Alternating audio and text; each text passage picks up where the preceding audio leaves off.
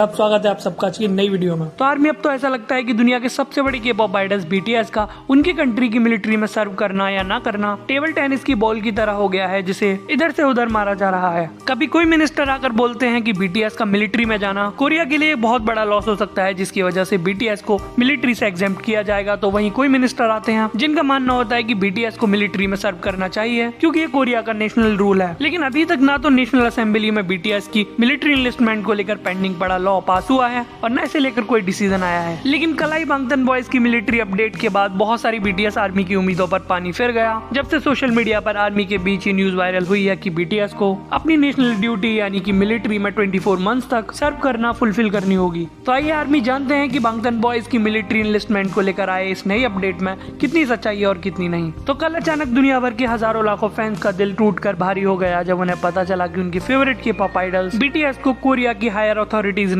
Military service fulfil करने को कहा है। तो आर्मी अगर आप बीटीएस को फॉलो करते हो तो आपको पता होगा कि रिसेंट वीडियो में मैंने बताया था कि बीटीएस की मिलिट्री को लेकर इसी महीने 12 मई को कोरियन नेशनल असेंबली में एक डिबेट हुई थी, जिसमें बड़े बड़े मिनिस्टर्स के कुछ स्टेटमेंट्स बाहर आए हैं। और के-पॉप एजेंसी की रिपोर्ट्स के अकॉर्डिंग इस ऑफिशियल कैबिनेट मीटिंग में कोरियन मिनिस्टर संग सेकंड जोंग बीटीएस की मिलिट्री एग्जेम्पशन के पूरी तरह खिलाफ दिखे और उन्होंने मीटिंग में बताया कि बीटीएस को मिलिट्री से एग्जेम्प्ट करने की जो आर्ग्यूमेंट्स फिलहाल कोरिया में चल रही हैं वो काफी नहीं है। इसके बाद उन्होंने कहा कि बीटीएस ने जो अभी तक अवार्ड जीते हैं वो सिर्फ फैन वोटिंग के बेस पर जीते हैं, ना कि किसी स्पेसिफिक इवैल्यूएशन क्राइटेरिया पर। और क्योंकि अभी तक ऐसा कोई भी स्टैंडर्ड नहीं बना है जिससे कि के-पॉप आर्टिस्ट को मिलिट्री सर्विस से एग्जेम्प्ट किया जाना है या नहीं ये तय किया जा सके, तो कोरियन गवर्नमेंट भी बीटीएस को बिना किसी क्राइटेरिया के मिलिट्री से एग्जेम्पशन नहीं दे सकती। इसके बाद उन्होंने कहा कि बीटीएस के पास अभी ऐसा कुछ भी नहीं है जिसकी वजह से उन्हें मिलिट्री से छूट मिलनी चाहिए। और इसी तरह और भी बहुत सारे मिनिस्टर्स के स्टेटमेंट्स आए जिनका मानना है कि अभी कोरिया में ऐसा कोई क्राइटेरिया नहीं है जिसके बेसिस पर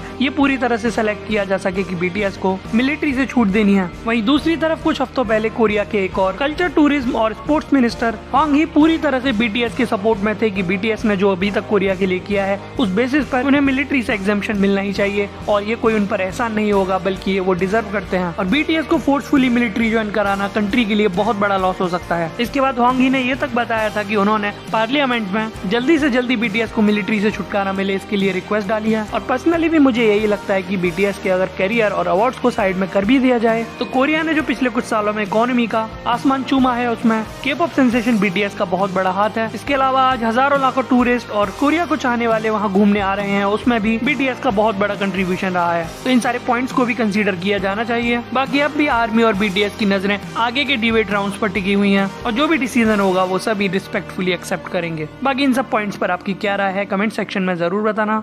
तो इसी के साथ खत्म करते हैं इस वीडियो को। उम्मीद करता हूँ ये वीडियो आपको पसंद आई होगी। अगर वीडियो